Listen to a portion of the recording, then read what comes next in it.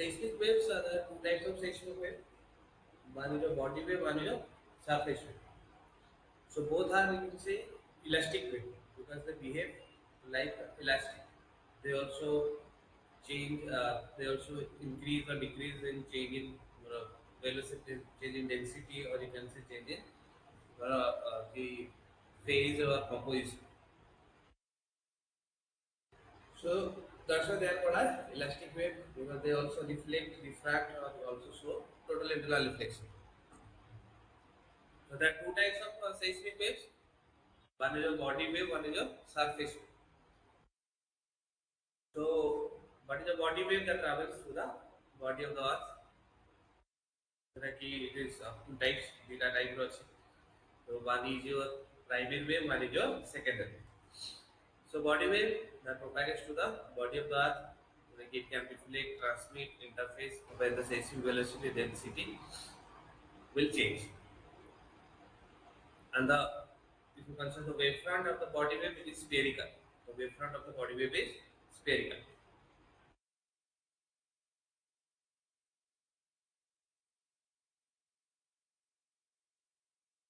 So this is, I can say, it travel like a sphere. This is a spherical wavefront.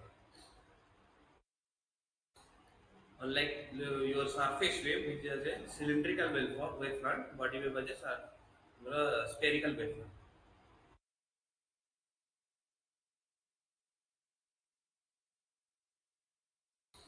So body waves are the two types: P wave, S wave. You know P wave is the fastest wave. There is a short wavelength, high frequency, both the P wave and S wave.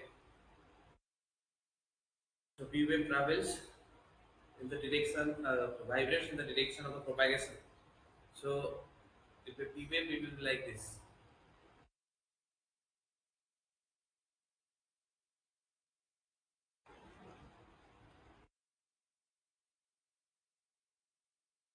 In compression and rarefaction. Compression and rarefaction.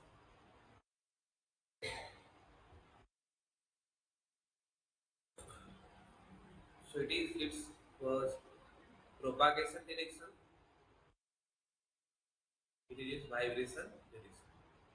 So it vibrates in the direction of the propagation. It has very short wavelength and high frequency, and it is the fastest wave among all seismic waves. So P wave, you can otherwise call it as a primary wave, pressure wave, or push pull wave, or you can say also it is non-rotational, it is directional, all type of thing you can say about P wave. Then your H wave, it is secondary or shear or you can say sake wave. So it is rotational and equivalent one. So it is a characteristic of the H wave which can change the shape without changing volume.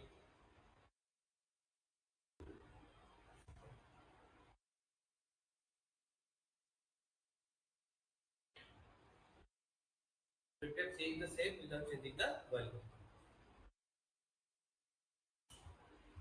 We have its longitudinal movement which is similar to sound wave, but H wave is transverse, that is perpendicular to the direction of motion, that vibrates perpendicular to the direction of motion.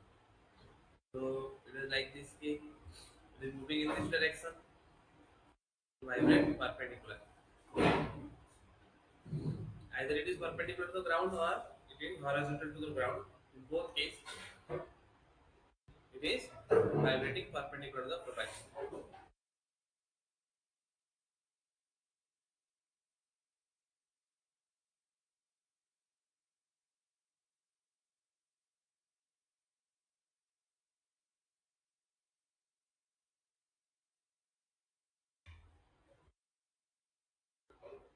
So SUV also has short wavelength, high frequency. So it is a transverse wave. It is also called as shear wave because it can change the shape without changing the volume. And S wave, P wave, it can travel through all medium. It can travel through liquid, solid, and gas. It can travel through solid and fluid medium. But HVM it only can travel through fluid, solid medium. It cannot travel through fluid medium because it requires shear stress, where the fluid doesn't have any shear stress.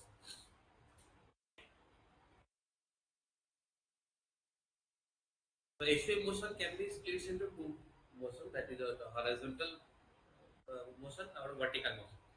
So it can be split into two resultant direction, two direction you can say. One is the HVM horizontal, one is the HVM vertical. But HVM horizontal, it is equivalent to, you can say, the vibration direction of L wave. So these are the equation of velocity of P wave.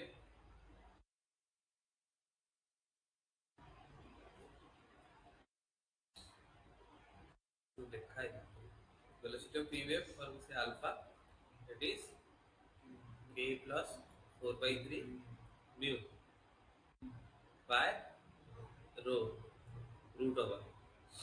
Or in other terms, you can represent like this: कि lambda plus 2 mu by rho, where the lambda is length constant, where it can be calculated by this formula: lambda equal to K minus 2 by 3 mu.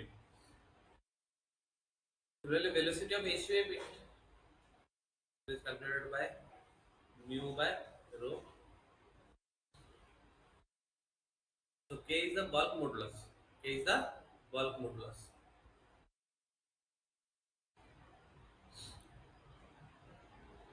The K is bulk modulus.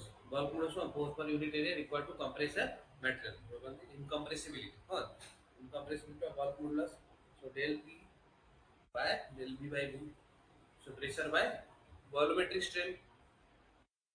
The mu is your shear modulus. The force per unit area required to change the shape of the material.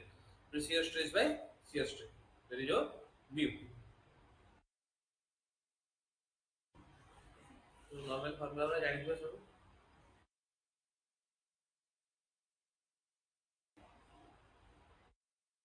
So according to the relation, seismic waves are inversely proportional to density.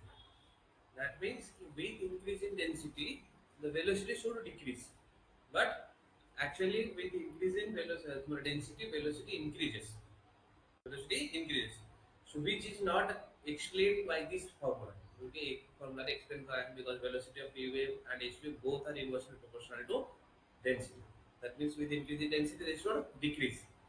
But actually, in the real, they will increase.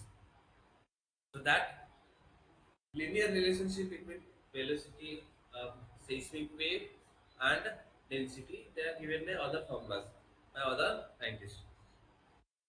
One of them is your Birich law, which gave a relation between the P wave and density.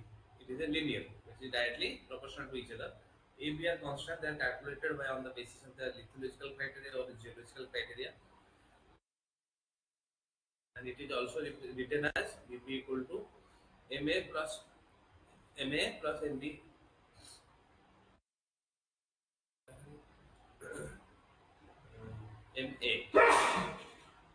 plus Vp. M is atomic mass, average atomic mass, mean atomic mass you can say.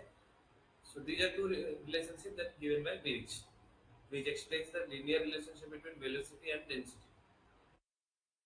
So there are other equations also. One is your Drake curve, which also represents the linear relationship between velocity, seismic velocity and density, and there also Gardner's equation that also explains the linear relation between velocity and density. It is because in the formula it is actually inverse proportional. So these are the equations that shows how density is linearly related with velocity.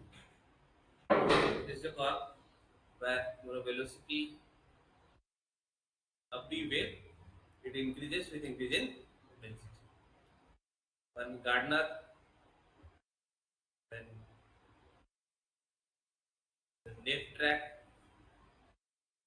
then Money and Christian, so all are giving the equation about the linear relationship between velocity of seismic wave and density.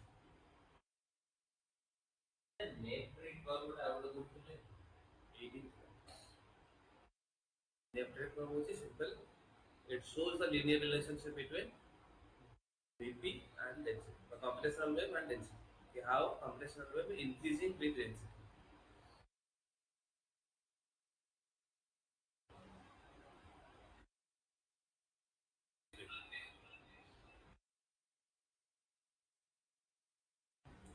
Surface waves, those are generally formed by shallow earthquakes because they are confined to the outer skin of the earth. They are confined to the outer skin of the earth.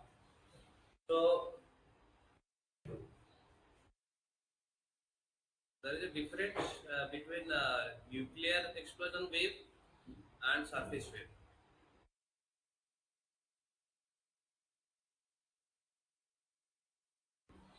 Or seismic wave, sorry. So during your earthquake, actually surface wave generates. During earthquake, surface wave generates, which is destructive. But during nuclear explosion, surface wave doesn't generate it. So that is the difference between the nuclear explosion and an earthquake. So when nuclear explosion cannot generate a surface wave, but the earthquake can generate a surface wave. So wavefront of surface wave is cylindrical, like this. Because cylindrical wavefront. We travel with a cylindrical wavefront, surface waves, real wave and other.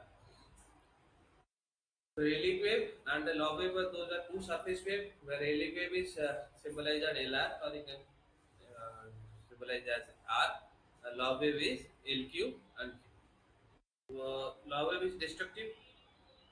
Why? Huh?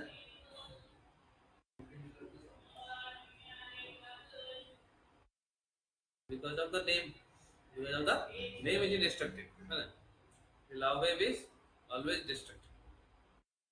मन रखा है ना. So because log wave have longer wavelength and a low frequency. That's why longer wavelength and low frequency. So it it is also a transverse wave. Log wave is also a transverse wave. It moves like this and vibrate laterally. So you can say ki it is ki vibrate like this and propagate like this. So to the propagation, it is its vibration is perpendicular. So it vibrate. In S wave, it is like this, is vibrating and moving forward.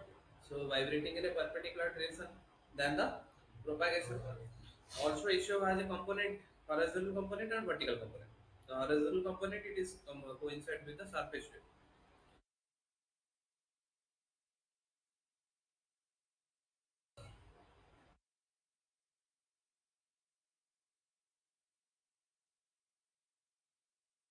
So a railing wave, it is similar to ocean wave. It is similar to ocean wave. It has a circular motion, which is the anticlockwise.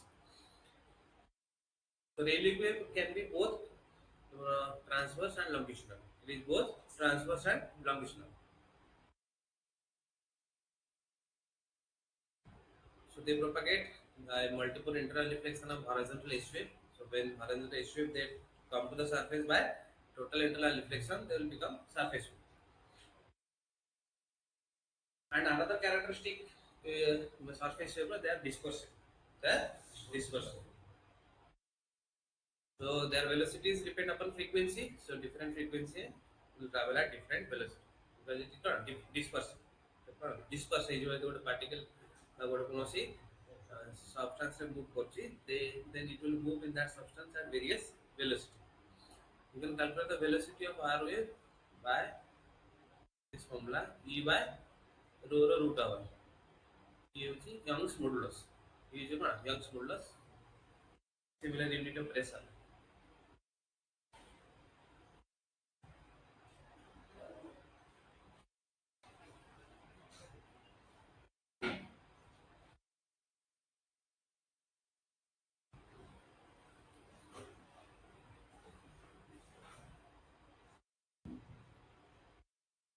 Then comes to what are the different characteristic of a velocity of body waves.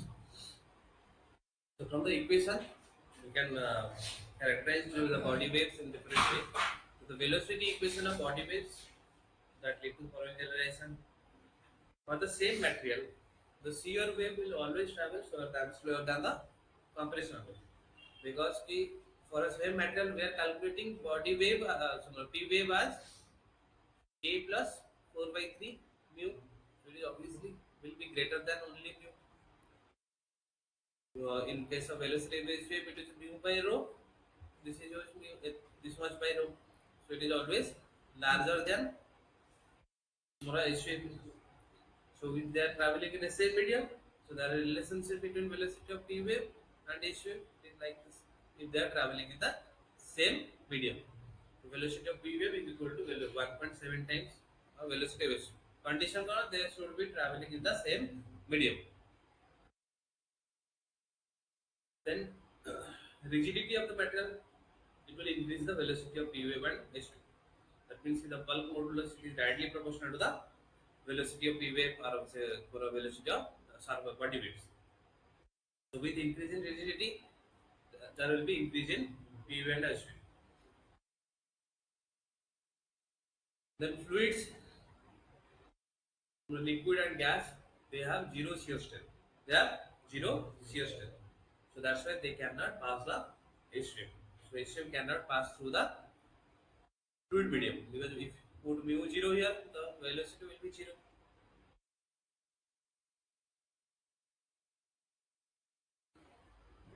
Then shear wave can travel through fluids like air, water, as outer core. So that's why it cannot travel through fluid, air, water, and also outer core because that is liquid.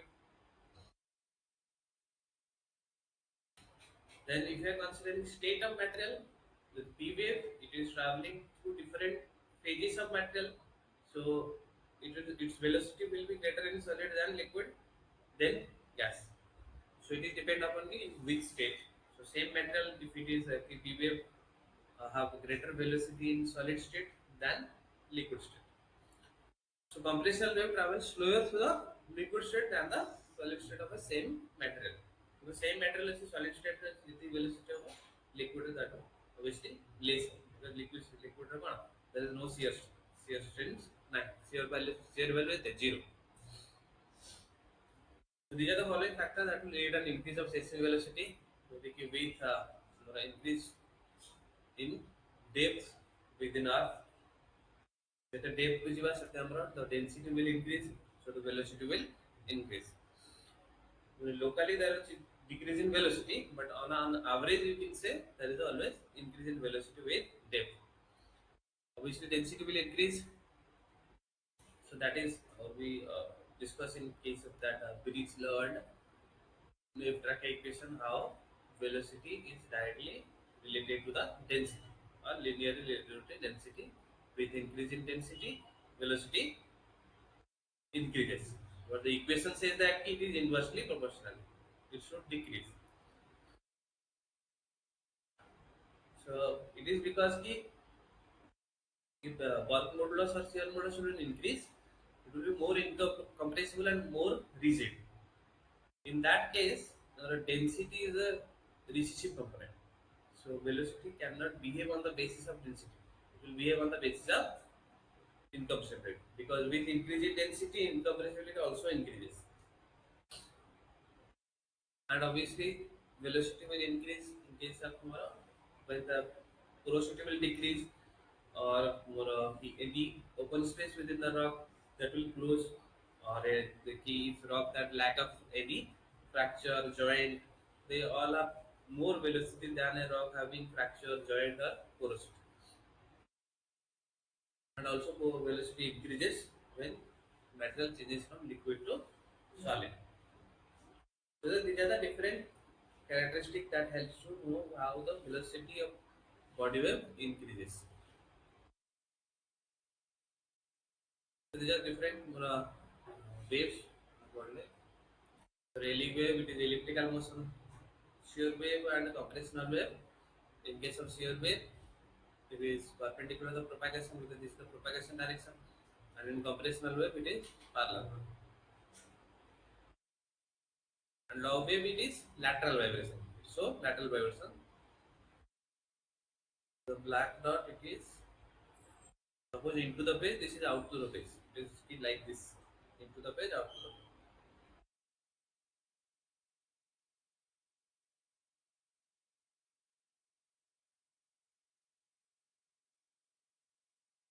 And this is your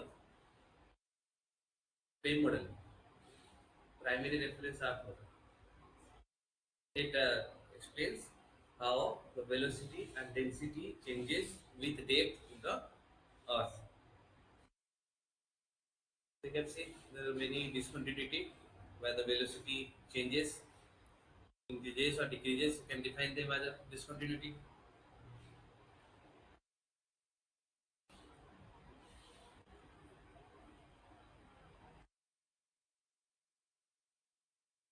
So or to discontinuity present also. There are different discontinuity present on the earth, in the earth, right? That may be occur because of density changes or maybe phase changes. Some are maybe isochemical. But there is a, if there is an increase in velocity or decrease in velocity or increase in density or decrease in density, that will consider as a discontinuity. Mostly there should be sharp. Okay, there should be a sharp change in velocity and density. If there is a gradual change, it is not considered as a discontinuity. So these are major discontinuities that are present within the Earth surface. There are five major discontinuity. One is a Conrad, which is a secondary discontinuity that is between upper and lower crust.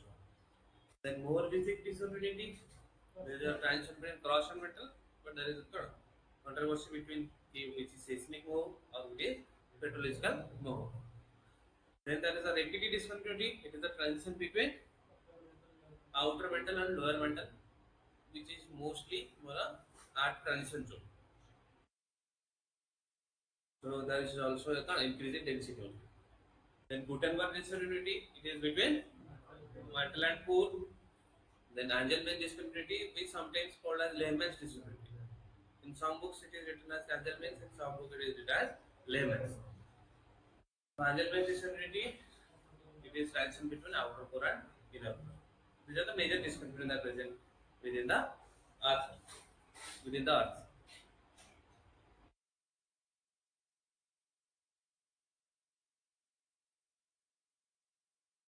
Okay? So these are different changes. So if you say briefly, that is olivine, then olivine 2, which is showing alpha spindle structure, then it is beta olivine or beta spindle, which we call ringotide, varsalite. Beta olivine is a varsalite. Then gamma olivine, it is ringotide. Then after that, they will convert to periclase, perovskite, ustite, like this. Ustite is ferropericlase. So in the upper mantle part, up to you can say in the upper 200 kilometer, you can say the aluminum bearing pyroxene, plagioclase, aluminous phase. On the aluminous phase, on the upper 200 kilometer, they convert to spinel.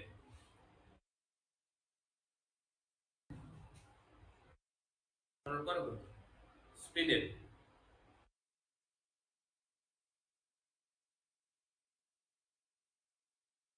This is aluminous phase.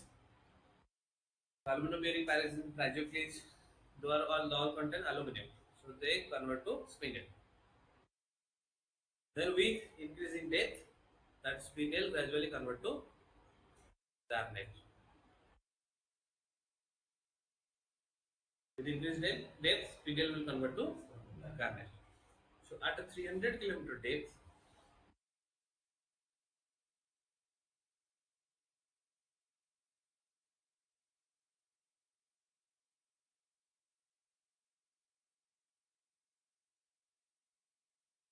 pyroxene plus garnet,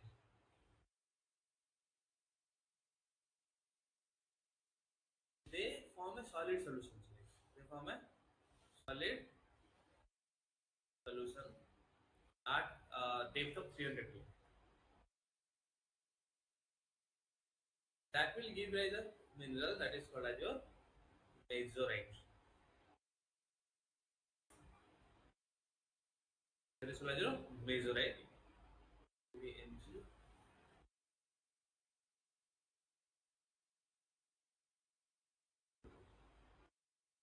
M.Sc. L2.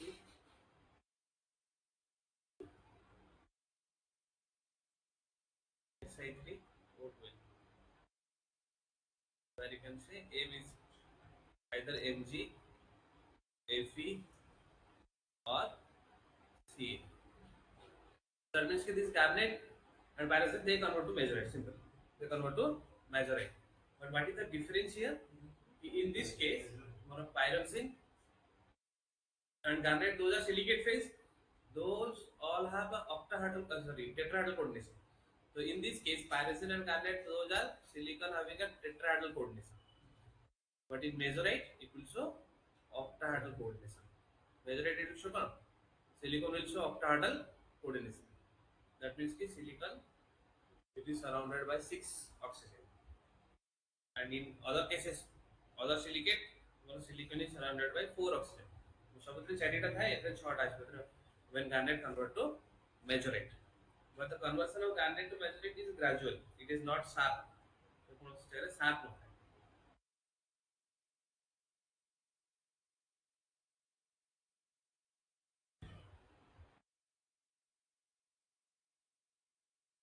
See here, garnet.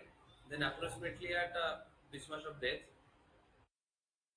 okay, 300 per. From 300 more garnet will appear at 300 kilometer depth. Before that, OPSC peaks, from aluminous phase, then mesorite, then this much depth. From 300 to garnet will start. Then after that, it will gradually convert to mesorite. So approximately at 460 kilometer depth.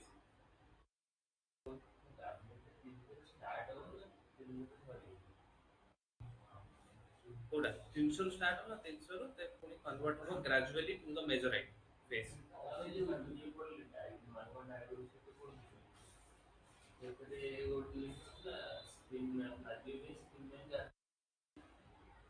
so there will be a gradual conversion of garnet to mesorite where at 460 kilometer completely mesorite will convert to garnet will completely convert to mesorite.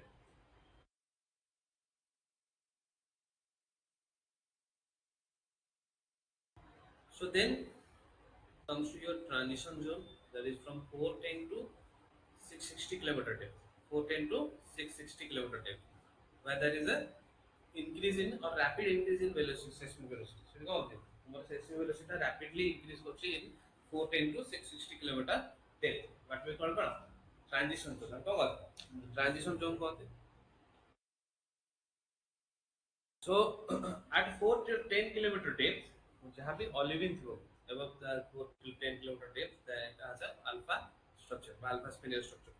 That called alpha spinel. So that olivine at 410 kilometer depth, it will convert to another dense structure, that is beta olivine. That is beta olivine. So that beta olivine is called as quartzite. Quartzite. So it persists from 410 to 520 kilometer depth. Approximately persists from 410 to 520 kilometer depth. These regions are a transition depth. So from this point to or approximately 5 in between 10 kilometer olivine converts to beta olivine. Approximately 30 kilometer beta olivine convert to gamma olivine. So they require this much of depth to completely convert to other phases. So rather alpha olivine it is converting to beta olivine at 410 kilometer depth.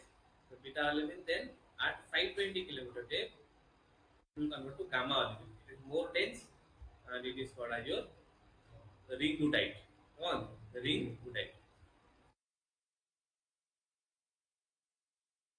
So what's like the ring goodite?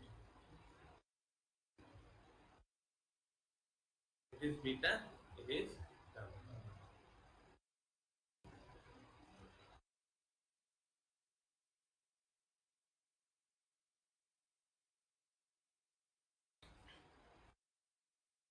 Then in this transition other part where the garnet is converting, in that case all the garnet are converted to mesorite.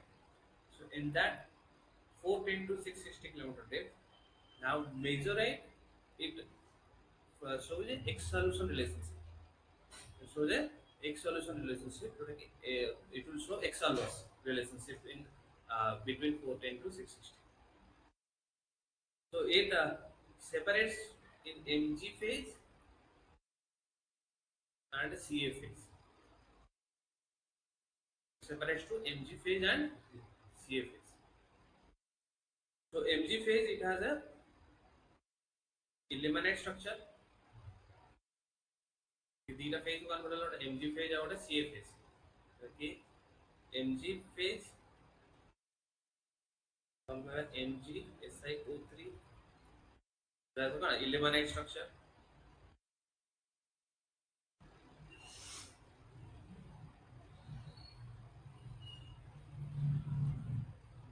Then another Ca phase.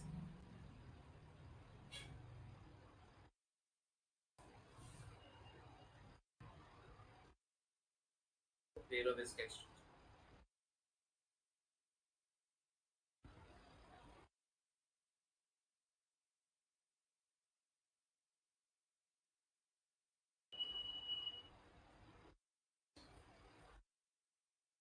So gradually with depth that perovskite structure will increase and uh, the meteorite will completely disappear at the 720 kilometer depth. At approximately you can say 720 kilometer depth, the meteorite completely disappear. There will be no meteorite. All will be converted to the CA phase and MG phase. So these transitions they are very gradual, so that we cannot define any discontinuity in this part. Then it is converting to meteorite is converting to ilmenite structure or perovskite structure. But in this case, the conversion of olivine is very sharp. They always associate with velocity changes and density changes. There is always change in 2%, 3% of density. The actual value. Note the how much density, how much percentage of density, and how much velocity is increasing. So that's why they are characterized by this discontinuity. So 410 to 660 is very important. So there are two type of conversion happening here. One for the olivine, another for the garnet. Garnets are more gradual, it is more sharp.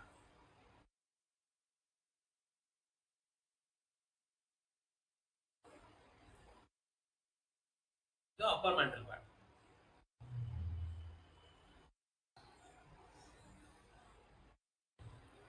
So after 660 kilometer depth, then at 660 kilometer depth, like the ringotite, so they will convert to perovskite, oostite, or Mg perovskite, ferropericlase, anything you can say. So they will be more denser than this ringotite and other previously from mineral. That meteorite will convert to calcium perovskite, that is ilmenite structure, or more perovskite structure. So mostly the composition of lower mantle and upper mantle in terms of you can say element, magnesium, iron, those are same. Lower mantle and upper mantle have same. Lower mantle more densely packed.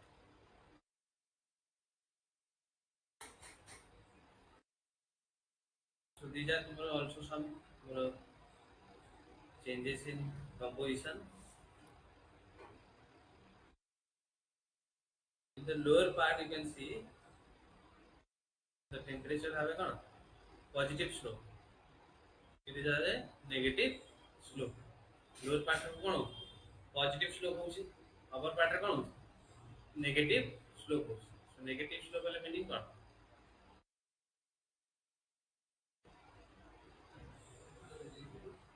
Endothermic.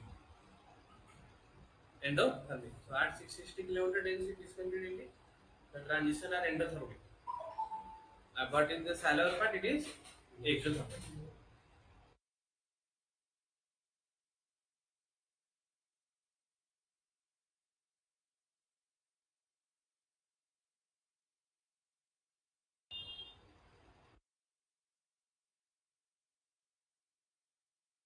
then the convection of living D dash D double dash कि 1947 और अर्थ का layering करेगा from A to C देखते कि by bullet A was the cross, B was the mantle down to 400 kilometer depth, C is the mantle from 400 to 1000, D is the mantle from 1000 to 4. So in that we have D dash and D double dash. E F which is outer core, G which is inner core. From 1000 to from 1000 to 2900 it is D. So 1000 to 2700 D dash, 2700 to 290 D double dash.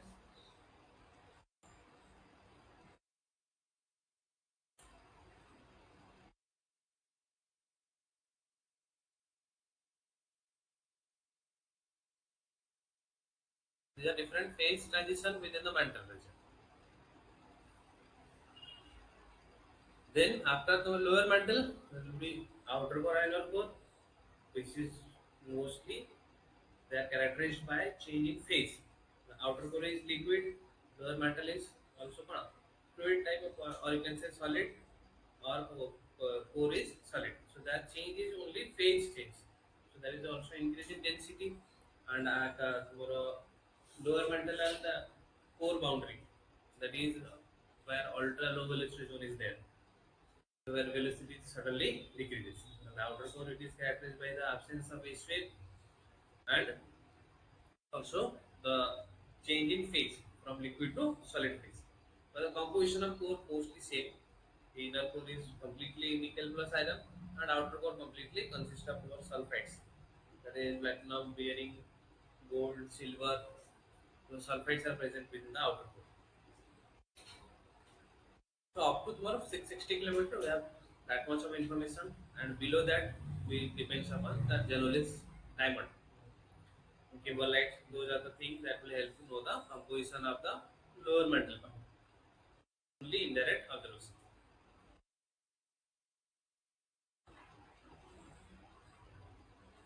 Then come to seismic and petrological mode.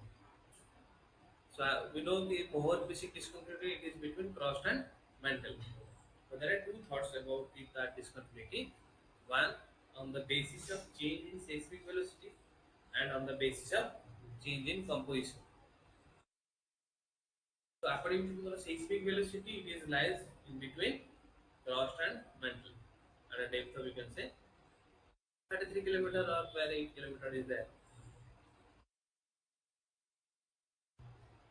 So more basic discontinuity where P wave velocity from 7.3 to it jumps to 8.1. That is Gabbro to Bedotech. Where there is change ultra basic to ultra graph. But according to petrology, the top of a mantle should be the top of the original ultramafic. Should include some latter mineral fragment on the top of the magma. That means it should consist of the original ultramafic which is formed during the formation of the earth. It is not the latter it will intrude to that path and will show the change in velocity. So that is given by for a ophiolite where actual the petrologically or compositional changes occur. So this is ophiolite model. We already studied sediment, below lava, seated dye, gabbro, layered bedrock. So that layered gabbro and layered bedrock. This is the compositional changes. These are compositional changes what we call mover viscosity or you can say petrological move. So in a typical opulate sequence, the seismic move is positioned between layer 3A during gabbro, uh, and layered gabbro.